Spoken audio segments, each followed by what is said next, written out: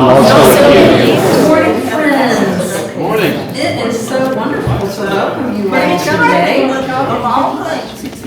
And it is my pleasure to reintroduce Caitlin Hubler, who we met 2 weeks ago. I know that many of you all were here for our first session together. We took a break last week for our stewardship and gathering, and now we're thrilled that Caitlin is back with us. If you weren't here for our first session together, Caitlin did a really good job of sort of laying a groundwork for the material that we're talking about. It centers around her work as a doctoral candidate at Emory, and she's really studying idols and idolatry in 2nd Isaiah, which is a super fascinating topic. But she's going to continue to lead us in this discussion today, and so we're going to pick up where we left off after her great introduction, and I'm so glad you all are here today to help me welcome back Caitlin.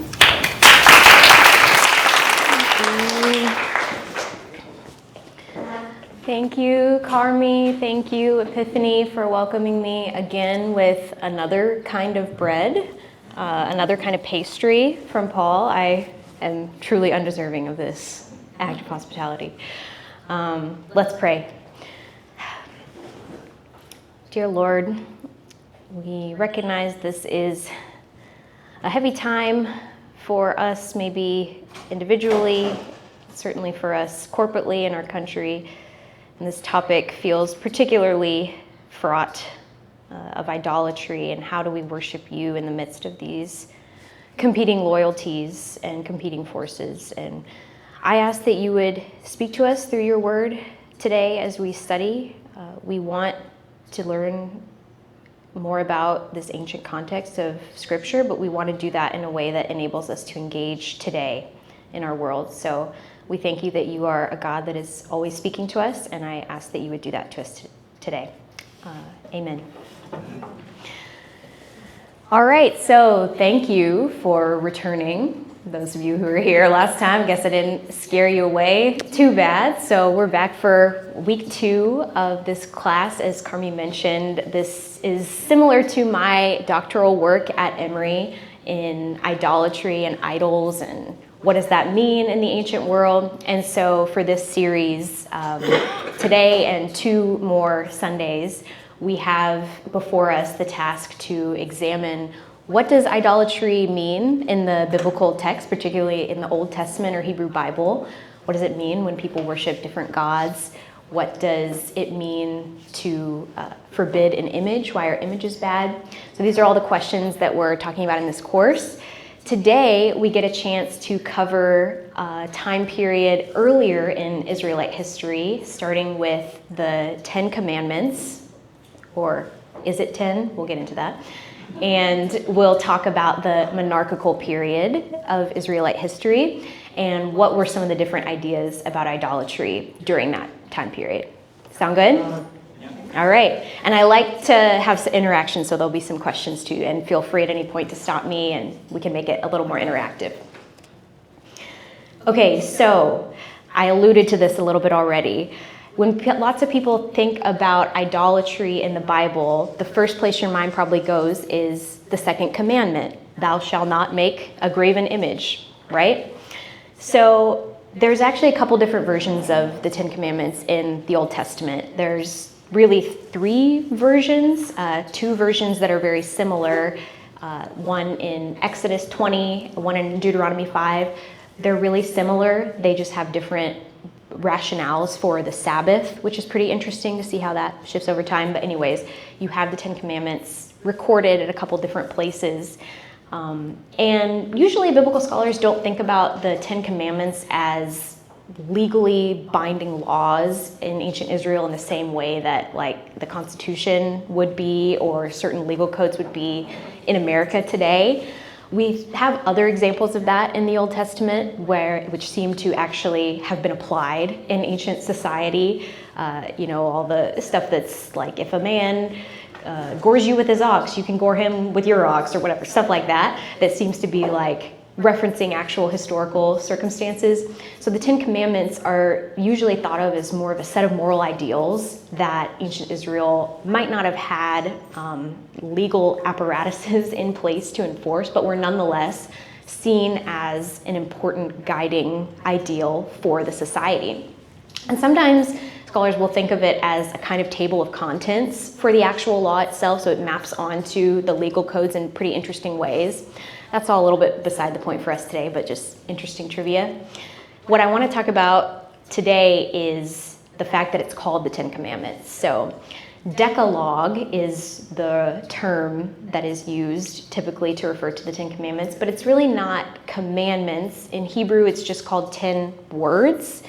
And even that, number 10, is a summary that's taken from another place in Exodus that refers back to these commandments or these words. So that is the actual place in the Bible in Exodus 20 and Deuteronomy 5 that record these commandments. It's not 10 actually. If you look and number all of the commands, it's 14. And so it's only later in Exodus 34 where that's the third version of the Ten Commandments where it's sort of distilled, but that's kind of different. It's only in that place where we get the word 10. So what's interesting is that that requires certain ways of distilling or combining particular commandments. And you can see throughout Christian history and Jewish history that people have combined these in different ways and in ways that actually are pretty important for how we think about idolatry. So, for example, the Protestant version of the Ten Commandments makes a certain set of suggestions for how to combine these things. The Protestant set, which I'm assuming many of us are more familiar with, takes the very first commandment, you shall have no other gods before me, as a commandment unto itself. And then, hence we get the second commandment against graven images is comprised of really the second and third set of commands in Exodus. You shall not make for yourself a graven image, and you shall not bow down to them or serve them. This is the Protestant version. In the Catholic and Lutheran version, the first through third commands in this set are combined, such that they are all part of the first commandment. So, you shall not have other gods before me, you shall not make for yourself a graven image, and you shall not bow down to them or serve them is all one command. Can you think of why that might be an important distinction between these traditions? Yeah. The Catholic Church for a very, very long time has produced, I forget what they're called, but the beautiful wood carving gold inlays that people would keep in their homes in particular corners of the house or in different areas of the sanctuary for worship. Yeah, I think you're thinking of icons. Yes, absolutely. And for the Catholic Church, it's very important to have this category of icon as distinct from idol. Of course, their opponents would collapse that distinction, right? But you're absolutely correct. A long history in the Catholic Church and Orthodox Church as well of having images of usually saints or other religious paraphernalia that is meant to, the visual apprehension of it actually is meant to bring you towards God. And so you can see how maybe understanding the set of 3 commandments as one commandment might leave room for that. Anyone want to unpack that a little bit more? Why do you see with this grouping in the Catholic understanding it leaves more room for those images?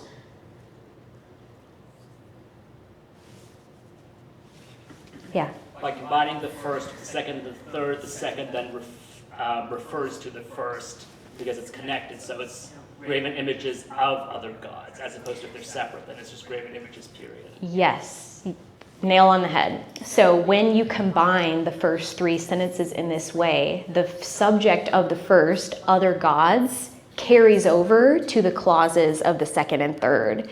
So that is separate from the Protestant version. In the Protestant version, no other gods before me is the first commandment. It's its own thing.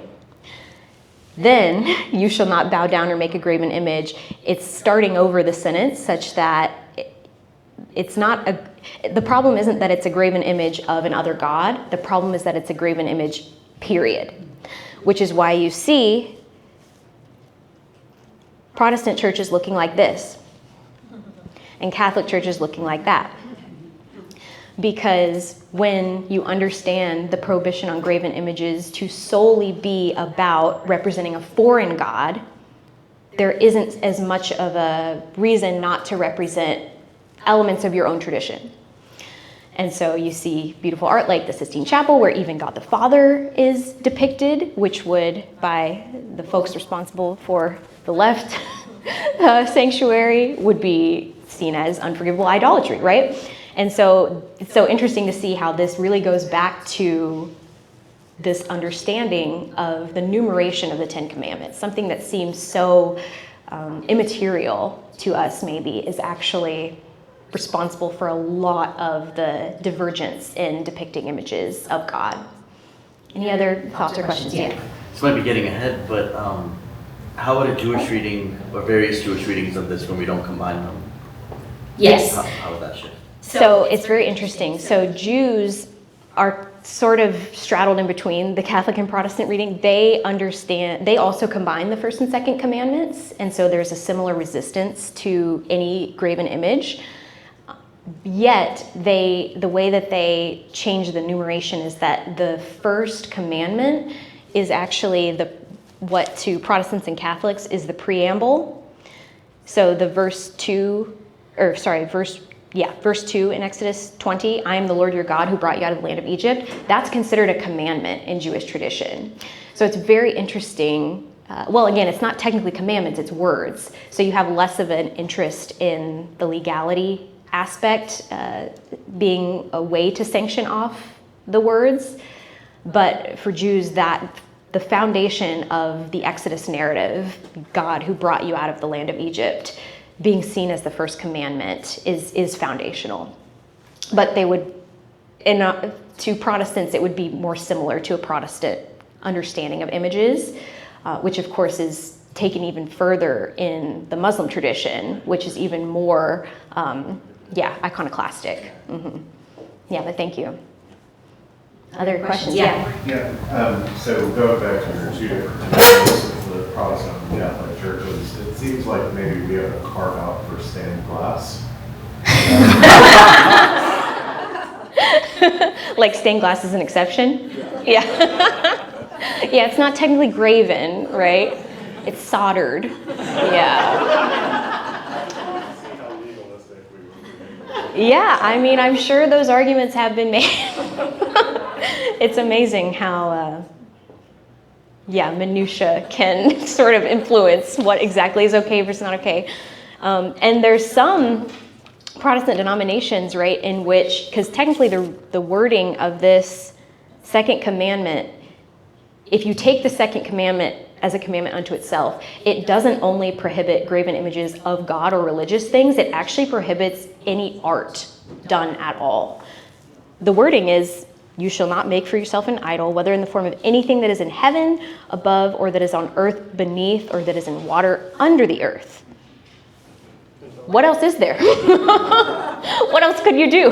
And of course, a lot of it is how you understand the meaning of that term, idol. But there are people that take it like that. I'm wondering how much all of what we're talking about ties into the kind of dualism between the spiritual and the physical.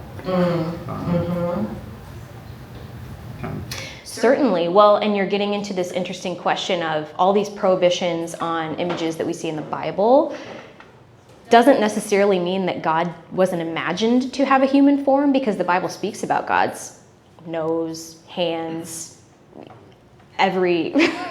all the ways that the Bible speaks about God's form makes it seem that the reasoning on the prohibition is not because God doesn't have a form, it's because one is prohibited to approximate that form. So I don't know how that would tie into spiritual versus physical. It's like this exists in some other realm, but when you try to translate it into our embodied physical realm, it's like there's something with that translation that is wrong. And yeah, I could see that fitting into like certain Western, particularly Western ideas of the bifurcation of mind and body. I haven't thought about that before. I think you raise a really important thing though, because in our last session you talked about what do we mean by idol. And so, to say, gosh, that means we might not be able to have art if we took it exactly literally, but it's really how we hold that art up. Do we put it in some form above our worship of God? Absolutely. But otherwise, an appreciation of God through art seems to be not creating an idol. Yes, and you're getting at really what the definition of icon is supposed to be in the Catholic and Orthodox understanding, is that an icon is something that draws you further towards God rather than reflects back to yourself. And so I think, you're getting at the point that whatever object it is that is the subject of our idolatry, it matters both what the object is and our orientation to the object. So it's something within ourselves as well as the external world. Did I see your hand as well? Just to back up a little bit, it seems like this is a reaction against what the heathen or whatever, the adoption of their neighbors. And this kind of comes to mind because my wife and I do daily. The song keeps coming up which says, these people make wood, and those who make them are like them, Yes. idols. So it seems like this focus on these guys are making idols, so we can't of the God. And that's a huge aspect of particularly the work that's done in 2nd Isaiah, which I'd love to talk to you more about, is that the idea that we need to separate ourselves as a holy nation from whatever it is that these other nations are doing, being the key impetus behind the prohibition of images. So it's not so much that there's anything inherent with images as much as we need some way to mark ourselves off as separate. And that does seem to have played some sort of a role, because a lot of scholars will date those texts, even these texts in Exodus, to the exilic period. And if you remember, where was Israel in the exilic period? They were in Babylon. And Mesopotamians loved their image consecration ceremonies. We talked about that 2 weeks ago. The mispeh, the washing of the mouth, and this was just a daily part of their lives. Images were everywhere. I think that's hard for those of us in the modern West to really understand what the kind of centrality that played in their political and religious life. So separation is a big part. I saw your hand. Yeah. Not trying to draw us further off track, but I just feel like it's worth noting that, particularly about what else is there to make art out of in branches of that use this text. So one of the options is something that was done in the Moorish regions of Spain and in a lot of mosques is. Rather than making art that is directly like depictions of the sun or trees or a person or whatever, they took words of the Quran and would use would make art out of those very words. Wow. So there is still art if you Sure, do not yeah. if you interpret this fairly literally. It's just made out of words. That's so interesting, because I think that corresponds a lot with some strands in Jewish mysticism where you'll have like forms of calligraphy, like they'll write out the words of the Torah in ways that seem like very artistic. Yes, so that's so fascinating. I didn't know that was also the case in Islam. And Islam, a lot of the like art is also geometric, right? And like the beautiful roofs or the inside of the mosque will be very artistic. So that's a very important point, right? It's not that nothing can be artistic. It's that art is no longer equivalent to images. And so, it's good to distance those two categories. Yes. A question of how does the level of literacy in a population, lead or to the use of symbols, signs, images as a tool? An excellent question. Yeah, most people in ancient Israel were illiterate. So to what extent does that necessitate or change the way that images are interacted with? I think there's a good argument to be made for that. When you don't necessarily have access to literature on the nature of God or how one comes close to God, an image plays a different role because an image is accessible. in a way that text is not. Fascinating. I wonder if that's true in other parts of the world. Very interesting. One more question, yes. But I've never read the line, whether in the form of anything that is in heaven, and because I've always wondered about a crucifix, because that is an image of God specifically, and that maybe it was exempt from the prohibition on graven images, because graven, at least to me, has always had something that's corrupt, that is inauthentic, heretical perhaps, and so forth. So this is a very interesting. One could make the argument that even a crucifix is a graven image. That's true, and I think there too you see the difference between Catholic and Protestant crucifixes, because famously Protestant crucifixes are empty, right? They don't have Jesus hanging on them, whereas Catholic ones generally do. And so is that a reflection of a different understanding of the enumeration of the commandments? Because in a way you could say a cross by itself is an aniconic symbol, in that similar the term we used a few weeks back, aniconic meaning without the use of images. But it is still an image, but it's an image that marks an absence. Like God is meant to be hanging on the cross, but God is not pictured. So maybe similar to in the first temple, when Leviticus talks about Yahweh being enthroned between the cherubim invisibly. So you can depict the cherubim, but Yahweh is invisibly throned beneath them. I think maybe a similar thing is going on with the cross. Very interesting. Well, let's get going, y'all. This is fascinating.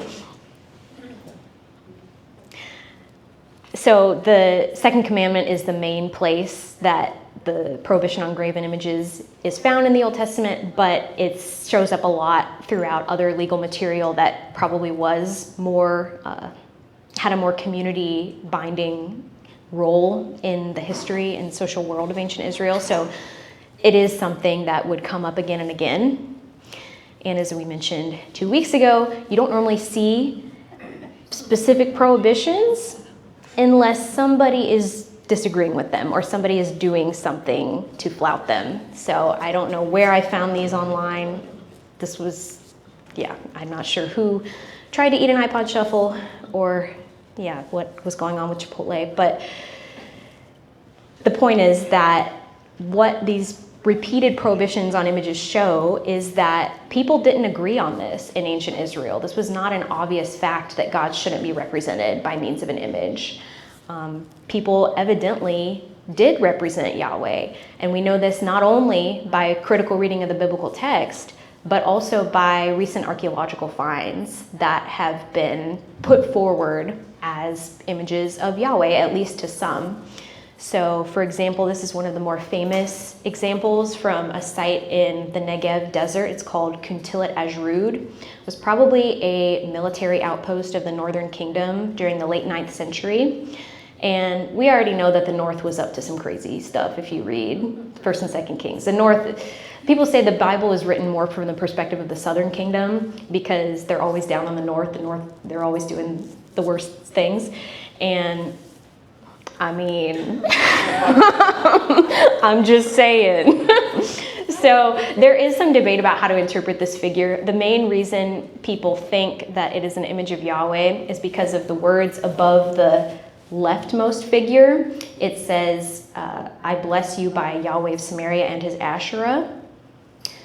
Super interesting for the Asherah piece too. We won't get into that until next week. That's a whole other can of worms. But gods are depicted frequently with bovine, that is cow-like features elsewhere in the ancient Near East. We also see that with the golden calf and the calves of Jeroboam, which we'll talk about. So it's not a far stretch to think about this as, to someone, an image of God.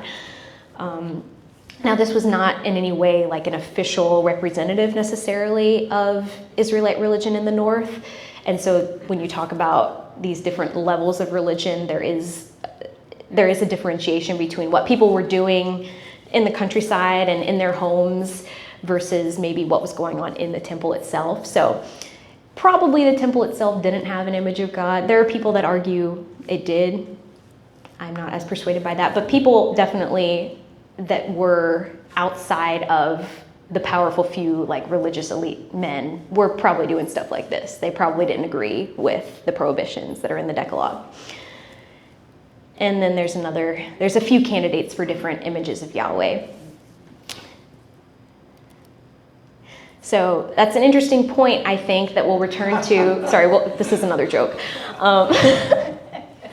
Which is the point that people disagree on what constitutes idolatry, which in one sense is a very obvious point to make, but I think bears repeating in the sense that no one sets out to worship an idol. People are trying to be faithful in their own ways and according to their own understanding of who God is. And in reading the biblical text, one of the things that we can keep in mind is whose perspective does this represent? Like, this is clearly written by folks with a certain perspective, but the fact that they're part of critically reading the Bible, I think, is who were they trying to convince and why were they trying to convince them? And so can we read back into the ancient world actually a degree of tension, not unlike our present moment, in terms of what does it mean to follow God? What constitutes idolatry? And so we'll return to that because, of course, any society has those kinds of disagreements. And that certainly happens through the monarchical period. One example prior to that, though, is the example in Exodus 32 of the golden calf. So yes, I did find this lovely little picture somewhere on the internet of a children's ministry craft making the golden calf. I can't say I would recommend this, given, Exodus 32. Sort of the whole point is you shouldn't have done it. But it is an interesting reception nonetheless. So I'll just summarize what happens in Exodus 32 for time. Basically, Moses goes up to get the 10 Commandments. He takes a while. People are getting bored, So they ask Aaron, let's just make something. We need gods. We don't have Moses anymore. What are we going to do? So Aaron's like, sure, why not? So just give me your earrings. So he gets the earrings. He tosses them to a fire. Out comes a calf. The people are like, okay, that's great. But then Aaron, in verse 5, this is important. Aaron saw this. He built an altar before it, and he made a proclamation and said, tomorrow shall be a festival to the Lord. The Lord means Yahweh. Okay, not another god. And then people did that. They offered burnt offerings. So if you know the story, the people get in trouble for this. This is seen as idolatrous. It's bad. But the question, of course, is why is it bad? And there's been a variety of answers offered for this. Some people think it was representing a different god. The golden calf was not Yahweh. But as you remember from verse 5, Aaron thought it was Yahweh. He was associating this with a festival to Yahweh. So that's probably not historically the reason that it was considered idolatrous. Another interesting, spicy question is, does it represent an alternative Moses? Because if you remember, the reason for the creation of this calf was that Moses was gone too long, and the people were feeling that absence. This question is motivated by other elements in Exodus where you see arguments for a even just temporarily divinized Moses. So you remember the light coming out of his face when he's talking to God. Jerome in the Vulgate translates that as horns. In the Hebrew, it's ambiguous. It can be horns or rays of light. And horns in the ancient Near East are another marker. It's an iconographical marker of divinity. So the way that art historians tell gods from not gods is, do they have horns? So there's that aspect, and there's a few other elements in Exodus which suggest that Moses might be seen as something more than a mere human. That gets taken into interesting interpretive trajectories by later Jewish and Christian exegetes, but that seems to be a viable option within the story itself. The last option is that the golden calf might have been thought of as a pedestal for Yahweh to rest on. This is motivated by the fact that you see a lot of this in ancient Near Eastern iconography. The Assyrian god Adad is frequently described as being mounted on top of a bull. And so one option then is maybe Aaron and the Israelites weren't trying to represent God iconically. They were trying to show in a very, what you might call orthodox way, the invisible God seated on the calf. So this raises a question, why do you think that bulls are so associated with divinity in the ancient Near East? Can anyone think of why that might be? Yeah. I mean, potentially the milk and kind of offspring, but the kind of life source that it gives. Mm-hmm. And I have another question, but I can come back to it. Is it on the bull thing? No, it's on the gold rings thing, but. We'll come back to Okay. it. We'll come back. Thank you. Did I see your hand as well?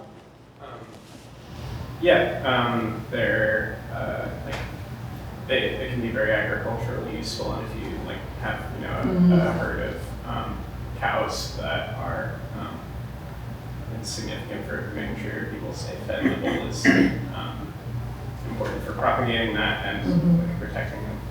Yes. Yeah, in the agricultural society, which was for most of its history subsistence farming, the possession of just one bull can be a make or break for your livelihood. Is that what you were going to speak to? Oh, I was, correct me if I'm wrong, but Inanna / Ishtar, in her temples, there were also often bulls, and the bull was associated with her as a consort at points in time because she is the goddess of fertility and war and was one of the primary goddesses worshipped in ancient Acadia. I love an Ishtar reference. We got to talk afterwards. That's absolutely true. And a lot of the references to Yahweh and his Asherah, I mean, you can hear the similarity between Ishtar and Asherah. It is thought that these goddesses are historically linked. And so the idea that you would have a bull male god and a goddess that is somehow associated with fertility is very present. And these societies, we know, had a lot of interaction. So yeah, that's absolutely true. My professor put it once that livestock were insurance with legs in the ancient world. Again, you're living in a world where you have varying levels of centralization. You really are pretty much on your own for food and the production of agriculture year to year. And a bull, it's able to offer you, calves, ongoing supply of meat. It's able to offer you protection. And these are the things that you look to God also to provide you for, metaphorically, right? Your livelihood from generation to generation. And so when you think about the function of a bull and of livestock in the ancient world, I think it makes sense why you see gods depicted with these bull attributes, which, we're so removed from that, or at least, my husband grew up on a farm, and so for him, it's like, oh, this makes sense. Yeah, like we needed that. But for me, I was removed from that, so I didn't necessarily see, but it's worth taking a second to see that. Yes? When I think about a bull, I think of power, I think of aggressiveness, I think of domination, also fertility, and those are also, it's interesting that the god Baal was a bull. So if you had a picture of a bull, are you worshiping Yahweh or are you worshiping Baal? Ooh, okay, don't get me started on Baal. That's next week. But you're gonna get me going. Because Baal, it is often thought that Baal and Yahweh share many of the same characteristics. And so that's why there's such a warring, you see evidence of a real conflict between them in the biblical text in a way that you don't see between Yahweh and, for example, El, which El, in later Israelite history, it becomes just a synonym for God. But early on, it's a totally different God. It's like the high Canaanite father god figure, the head of the pantheon. And you don't see as much of a conflict between El and Yahweh as you do between Yahweh and Baal, because Yahweh and Baal are understood to play similar roles and to be more of your fighting for the underdog type God, whereas El is more old and removed. It's interesting to study these different profiles for deities in the ancient world because they're not all the same. They have particular things that they're associated with and personalities, and it just so happens Yahweh and Baal are too similar. So some places in the Old Testament, Yahweh will take over language that's applied to Baal. So in the Psalms, it talks about God riding on the clouds. That's a Baal metaphor. Baal lives in the clouds, and he has sort of a window that he looks out from on the clouds on top of Mount Zaphon. And so there's certain Psalms that really rely heavily on imagery for Baal and reappropriate that to Yahweh, almost as a way to say, you think all these things are true of Baal, they're actually true of our God. But it's interesting that conflict is there with Baal and not with certain other gods. Okay, we gotta move forward. Sorry, y'all. I did want to talk briefly about the episode that we see in Numbers 21 of the Nehushtan, the brown serpent. Because anytime you speak about a prohibition on images, you might have certain things that come to your mind like, wait, but I feel like God was okay with certain images. And so that's what happens in Numbers 21. The people, as usual, are freaking out. They're complaining. They think they're going to die in the wilderness. And we read in Numbers 21 that the Lord sends poisonous serpents among the people. Bummer. A lot of people died. And then the people recognize their sin. They ask Moses to intercede and ask for forgiveness. And then the Lord tells Moses, make a poisonous serpent. And this time, the serpent isn't going to kill them. It's actually going to heal them. It's weird. There's a lot of layers to this we can get into. But the basic principle at work here is playing on the fact that snake imagery is also super common in the ancient Near East, particularly in Egypt. There's something called the uraeus that would be on the pharaoh's headpiece that is thought to symbolize a snake god's presence, which is particularly effective militarily. So it's associated with conquest and victory against other nations. And so you see this all throughout the ancient Near East. And so the thinking is that in the context of ancient Israel, which is moving towards monotheism, maybe not completely there, but moving towards there, what's happening is you're taking these functions associated with these different deities and these snakes and reassigning it to the god Yahweh. And so it's almost that this element in Numbers 21 is saying you associate these aspects with snake gods, but I'm telling you the power belongs to Yahweh. And so this is an authorized image. Now, it gets complicated because later on in the reforms of Hezekiah, fast forward a few centuries, in the late 8th century, Hezekiah is known for being a really good king because he gets rid of all the images. One of the things he gets rid of is the Nehushtan, is this snake. So it had apparently been around all this time. And the reason he's no longer okay with it is that people have started making offerings to it. So I point this out just to say, it seems to have been the case that there was disagreement not only around what was okay in certain periods of ancient Israelite history, but that actually changes. So at one point, the Nehushtan was okay. At one point, some of these other things that Hezekiah gets rid of, that we won't get too much into, but the high places and the sacred stones or the matzebot, at one point these are all fine.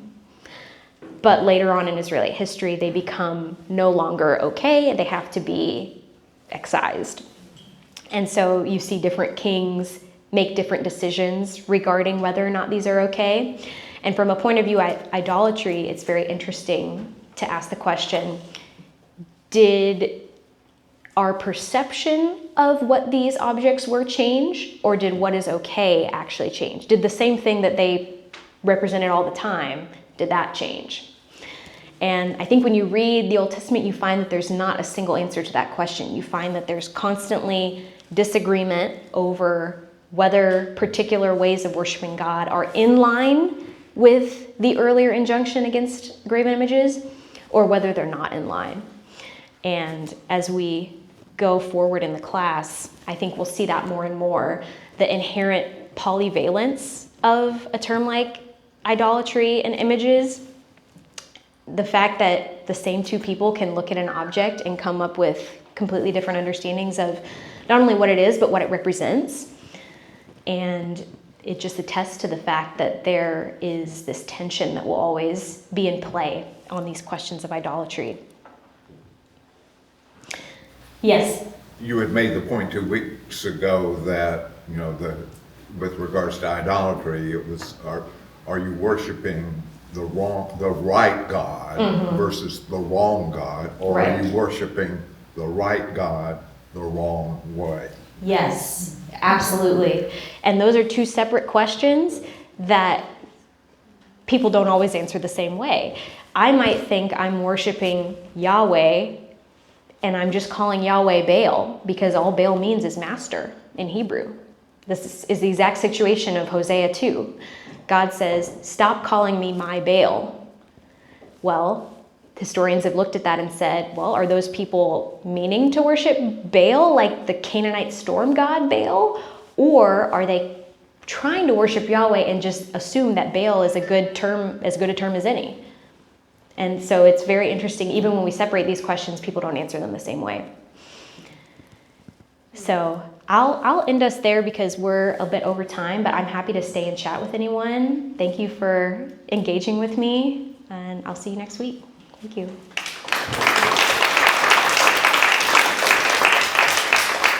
Caitlin, this was excellent, and I appreciate your willingness to stick around and to answer questions and to really get into some cool Ishtar kind of conversations. So, thank you so much for being here. We look forward to being together again next week.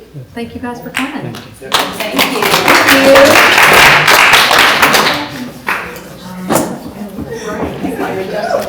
Thank you.